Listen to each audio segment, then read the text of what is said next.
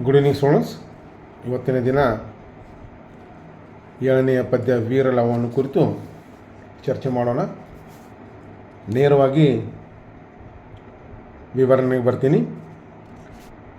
ಬಲ್ಗೈ ನೃಪರಂಜಿ ತಡೆಯದೆ ರಘುದ್ವಹನ ಸೋಲ್ಗೇಳಿ ನಮಿಸಲ್ ಇಲೆಯೋಳ್ ಚರಿಸುತ್ತದ್ವರದ ನಲ್ಗುದರೆ ಬಂದು ವಾಲ್ಮೀಕಿಯ ನಿಜಾಶ್ರಮದ ವಿನಿಯೋಗದ ಉಪವನದಳು ಪುಲ್ಗಳ ಪಸುರ್ಗೆ ಎಳಸಿ ಪೊಕ್ಕಡ ಆ ತೋಟಕಾವಲ್ಗೆ ತನ್ನ ಒಡನಾಡಿಗಳ ಕೂಡಿ ಲೀಲೆಮಿಗೆ ಬಿಲ್ಗೊಂಡು ನಡೆತಂದ ಅವಂ ಕಂಡನು ಅರ್ಚಿತ ಸುವಾಜಿಯಂ ವೀರಲವನು. ಬಲ್ಗೈ ಸಾಹಸವಂತರು, ವೀರರು, ಶಕ್ತಿಶಾಲಿಗಳಾದಂಥ ನೃಪರು, ರಾಜರು ಅಂಜಿ ತಡೆಯದೆ ನಿಲ್ಲಿಸದೆ ಏನನ್ನ ರಘುದ್ವಹನ ಸೋಲ್ಗೇಳಿ ಅಂತ ಸೊಲ್ಲನ್ನು ಓದಿ ಕೇಳಿ ಸೋಲ್ಗೇಳಿ ಕ್ರಿಯಾ ಸಮಾಸ ಆಗುತ್ತೆ. ಆತನ ರಾಮನ ಒಂದು ಪರಾಕ್ರಮವನ್ನು ಕೇಳಿದಂತಹ, ರಾಮನ ಶಕ್ತಿ ಸಾಮರ್ಥ್ಯವನ್ನು ಅರಿತುಕೊಂಡಂಥ ಅನೇಕ ಅರಸರು ಅಂಜಿ ಆತನ ಕುದುರೆಯನ್ನು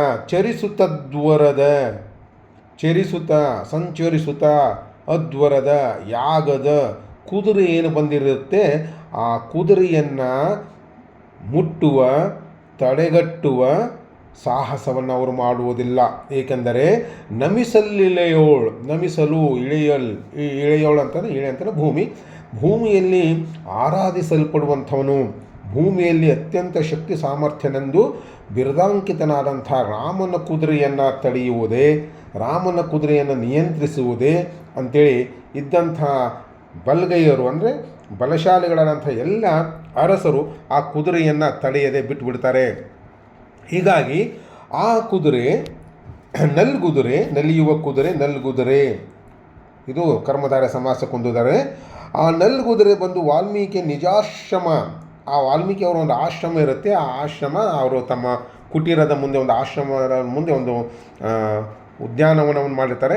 ವಿನಿಯೋಗದ ಉಪವನದಳು, ವಿನಿಯೋಗ ಅಂತಂದರೆ ಅದನ್ನು ಬಳಸಲಿಕ್ಕೆ ತಮ್ಮ ದಿನನಿತ್ಯದ ಪೂಜೆ ಪುನಸ್ಕಾರಕ್ಕೆ ಬೇಕಾದಂಥ ಹುಲ್ಲುಗಳನ್ನು ಬೆಳೆಸಲಿಕ್ಕೆ ಅಲ್ಲಿ ಸಿದ್ಧತೆಯನ್ನು ಮಾಡಿಕೊಂಡಂಥ ಒಂದು ವನ ಏನಿರುತ್ತೆ ಆ ವಿನಿಯೋಗದ ಉಪವನದಳು ಹುಲ್ಲುಗಳ ಪಕಾರ ಖಕಾರ ಬರ್ತಾರೆ. ಹುಲ್ಲುಗಳಿಗೆ ಪಸುರ್ಗೆಳೆಸಿ, ಹಸುರಿಗೆ ಹಕಾರಕ್ಕೆ ಪಕಾರ ಎಳಸಿ ಅಂತಲೇ ಬಯಸಿ ಆ ಹುಲ್ಲನ್ನು ಬೆಳೆಸಿ ಹಸುರನ್ನು ಬಯಸಿ ಆ ಕುದುರೆ ಏನು ಮಾಡ್ತಾರೆ ಅಂತಂದರೆ ಪೊಕ್ಕೊಡೆ ಆ ತೋಟಗಾವಲಿಗೆ ತನ್ನ ಒಡನಾಡಿಗಳಂದರೆ ತನ್ನ ಸಹಪಾಠಿಗಳ ಜೊತೆಗೆ ಅಲ್ಲಿ ಲವನ್ ಇರ್ತಾನೆ. ಆ ಲವ ತನ್ನ ಸಹಪಾಠಿಗಳ ಲೀಲೆ ಮಿಗೆ ಅಂದರೆ ಸಾಕಷ್ಟು ಮಿಗೆ ಅಂತಂದರೆ ಸಾಕಷ್ಟು ಲೀಲೆ ಅಂತಂದರೆ ಆಟ ಪಾಠಗಳಲ್ಲಿ ಆತ ತಲ್ಲೀನರಾಗಿರ್ತಾನೆ. ತನ್ನ ಸಹಪಾಠಿಗಳ ಜೊತೆಗೆ ಅಲ್ಲಿ ಆತ ಆಟ ಆಡುವಂಥ ಸಂದರ್ಭದಲ್ಲಿ ಬಿಲ್ಲನ್ನು ಹೆಗಲಿಗೇರಿಸಿಕೊಂಡು ಬಿಲ್ಲನ್ನು ಒದಿಕೊಂಡು ಇದು ಕ್ರಿಯಾ ಸಮಾಸ.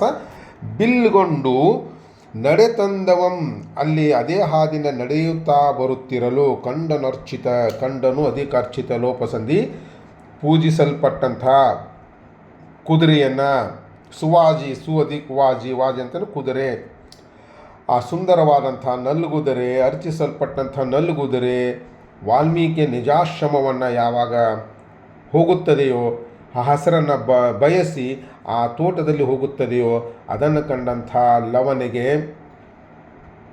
ಆ ಕುದುರೆಯನ್ನು ನಿಲ್ಲಿಸಬೇಕು, ಆ ಕುದುರೆಯನ್ನು ತಡೆಯಬೇಕು ಅನ್ನುವಂಥ ಒಂದು ಇಚ್ಛೆಯಿಂದ ಆ ಕುದುರೆ ಕಡೆಗೆ ಬರ್ತಾನೆ.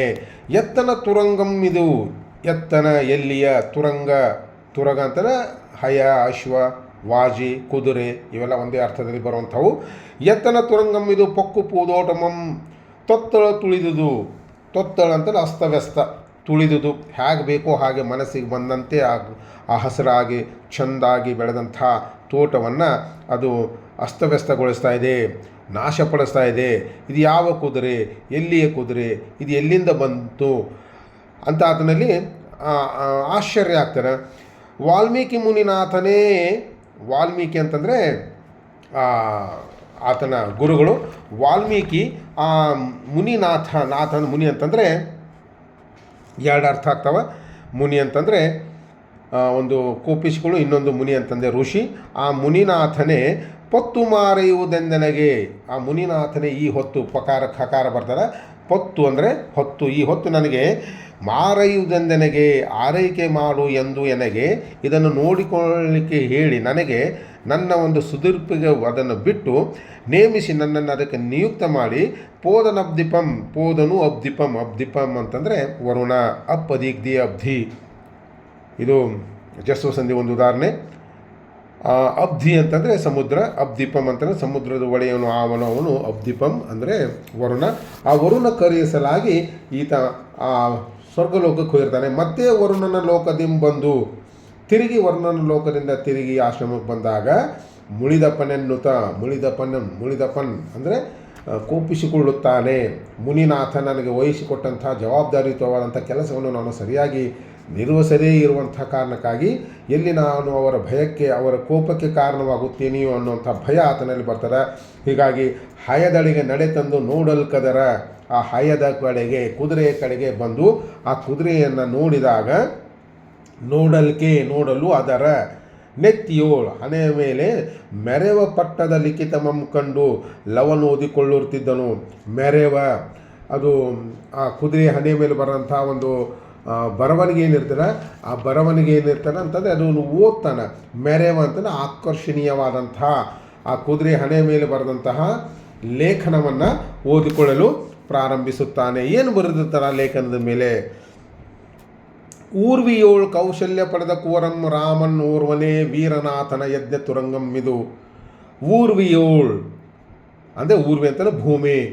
ಭೂಮಿಯಲ್ಲಿ ಕೌಶಲ್ಯ ಅಂದರೆ ಕೌಶಲ್ಯ ತನಯ ಅಂತನ, ಅದು ಬಹುರ್ವಿ ಸಮಾಸಕ್ಕೊಂದು ಉದಾಹರಣೆ. ಕೌಶಲ್ಯ ತನಯ ಅಂತನ ಮಗ. ಆ ಕೌಶಲ್ಯ ಮಗನಾದಂಥ ರಾಮ ಆತ ಓರ್ವನೇ ಊರ್ವಿಯೋಳ್ ವೀರನು, ಆತನೊಬ್ಬನೇ ಶೂರನು. ಭೂಮಿ ಲೋಕದಲ್ಲಿ ಆತನನ್ನು ಬಿಟ್ಟು ಮತ್ತೊಬ್ಬರು ಯಾರು ಶೂರರೇ ಇಲ್ಲ. ಅಂಥ ಮಹಾಪರಾಕ್ರಮಿಯಾದಂಥ ರಾಮನ ಕುದುರೆ ಇದು, ಯಜ್ಞ ತುರಂಗಂ ಇದು. ಆತ ಅಶ್ವಮೇಧ ಯಾಗವನ್ನು ಮಾಡ್ತಾನೆ. ಆತನ ಕುದುರೆ ಇದು. ನಿರ್ವಹಿಸಲು ಆರ್ಪರ್, ಅದನ್ನು ನಿಯಂತ್ರಿಸಲು, ಅದನ್ನು ಹಿಡಿದಿಟ್ಟುಕೊಳ್ಳಲು ಯಾರಿಗಾದರೂ ಆದರೆ, ಆರ್ಪರ್ ಇದ್ದರೆ, ಆರಾದೊಡಂ ಯಾರೇ ಆಗಲಿ ತಡೆಯಲಿ ಎಂದು ಇರ್ದ ಲೇಖನವನ್ನು ಓದಿ. ಅದ್ರ ಮೇಲೆ ಆ ರೀತಿ ಬರೆದಿರ್ತಾರೆ. ಏನಂತೇಳಿ, ಇದನ್ನು ಯಾರಾದರೂ ನಿರ್ವಹಿಸ್ಲಿಕ್ಕಾದರೆ, ಇದನ್ನು ಯಾರಾದರೂ ಈ ಕುದುರೆಯನ್ನು ಕಟ್ಟಿ ಹಾಕೋರಿದ್ರೆ ಅವರು ಏನು ಮಾಡ್ಬೋದು, ಈ ಕುದುರೆಯನ್ನು ಕಟ್ಟಿ ಹಾಕಬಹುದು ಅನ್ನುವಂಥ ಒಂದು ಮಾತನಲ್ಲಿ ಬರೆದಿರ್ತಾರೆ. ಲೇಖನವನ್ನು ಓದಿ ಗರ್ವವಂ ಬಿಡಿಸದಿರ್ದೊಳೆ. ಗರ್ವಮಂ ಅಂದರೆ ದ್ವಿತೀಯ ಭಕ್ತಿ ಪ್ರತ್ಯಯ. ಆತನ ಸೊಕ್ಕನ್ನು, ಅಹಂಕಾರವನ್ನು ಬಿಡಿಸದಿರ್ದೊಳೆ, ಬಿಡಿಸದೇ ಇದ್ದರೆ ತನ್ನ ಮಾತೆಯನ್ನು, ತನ್ನ ತಾಯಿಯನ್ನು, ಎಲ್ಲರೂ ಏನಂತೆ ಕರಿಬೋದು, ತನ್ನ ಮಾತೆಯನ್ನು ಸರ್ವಜನಮಂ ಬಂಜೆಯನ್ನದೇ ಇರ್ಪುದೇ.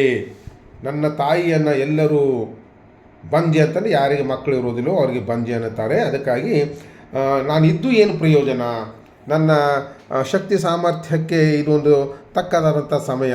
ನಾನು ಹೇಡಿಯಾಗಿ ಕುಳಿತರೆ ಅದು ನನ್ನ ತಾಯಿಗೆ ಆಗುವಂಥ ಒಂದು ಅವಮಾನ. ಅದಕ್ಕಾಗಿ ನನ್ನ ತಾಯಿಯನ್ನು ಬಂಜೆ ಅನ್ನಲಿಕ್ಕೆ ಪ್ರಾರಂಭಿಸುವುದಿಲ್ಲವೇ ಸಮಾಜ? ಅದಕ್ಕಾಗಿ ಬಂಜೆ ಎನ್ನದೇ ಇರುವುದಿಲ್ಲವೇ?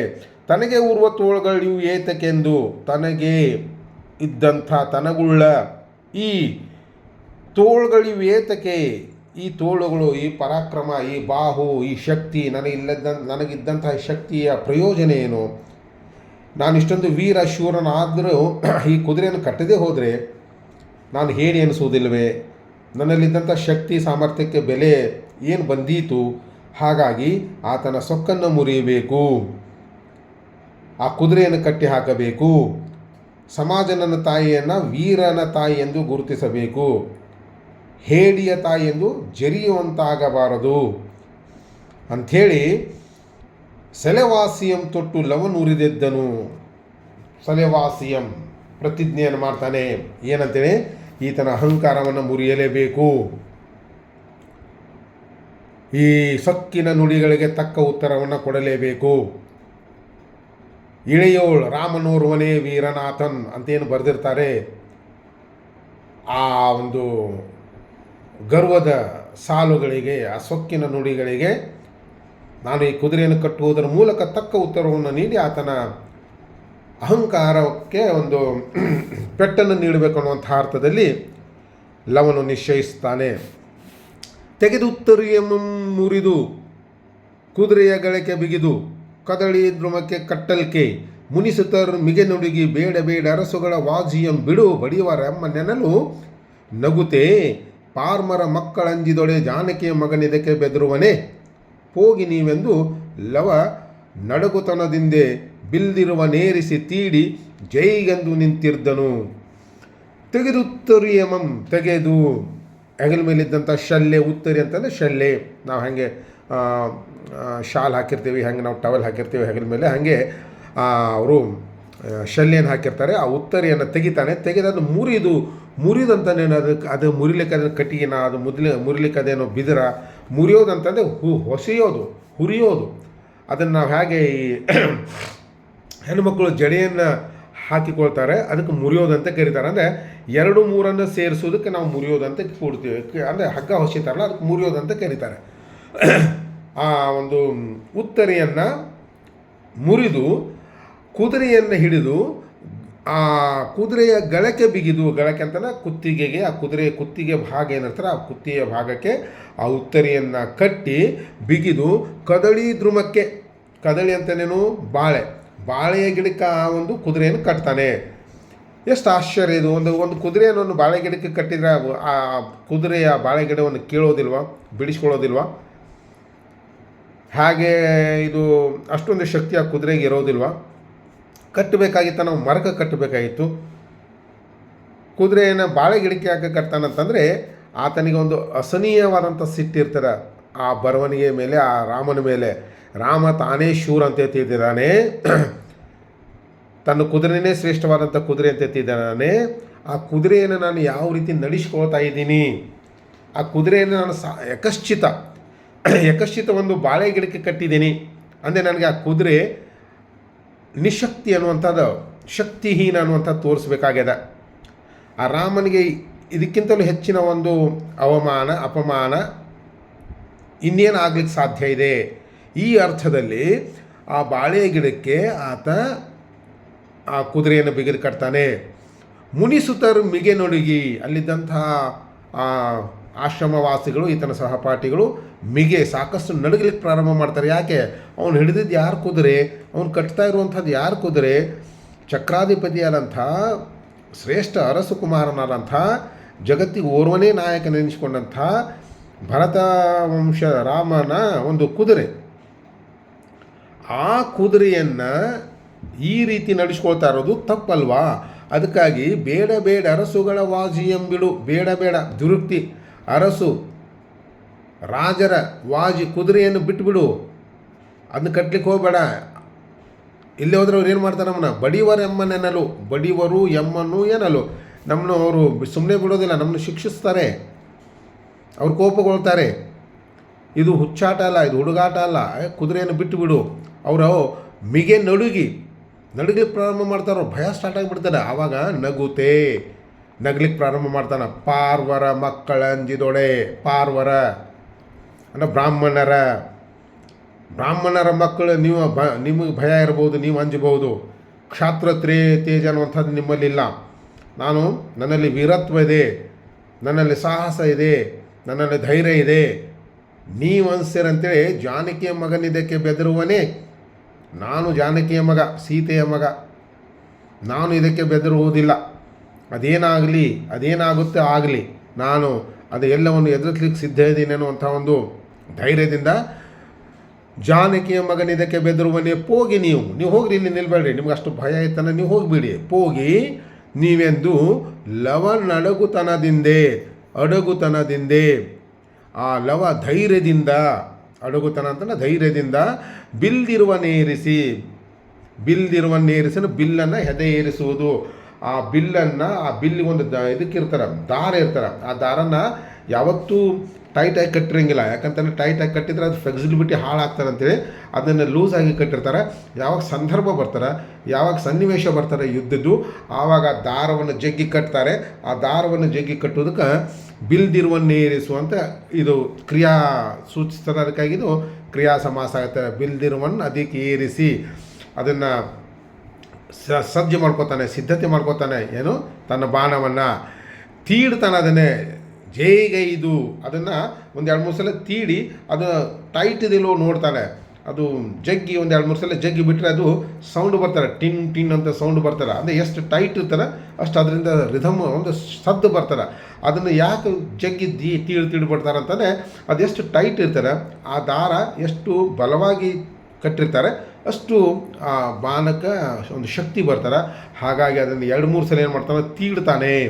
ತೀಡಿ ತನ್ನ ಬಿಲ್ಲನ್ನು ಸಿದ್ಧಪಡಿಸಿಕೊಂಡು ಬರುವಂಥ ಒಂದು ಅಪಾಯ ಅಂತ ಏನು ಕರಿತೀವಿ, ಅಥವಾ ಬರುವಂಥ ಒಂದು ಸನ್ನಿವೇಶಕ್ಕೆ ರಾಮನ ಸೈನ್ಯವನ್ನು ಎದುರಿಸುವಂಥ ಒಂದು ಉತ್ಸುಕತೆಯಿಂದ ಆತ ನಿಂತ್ಕೊಳ್ತಾನೆ.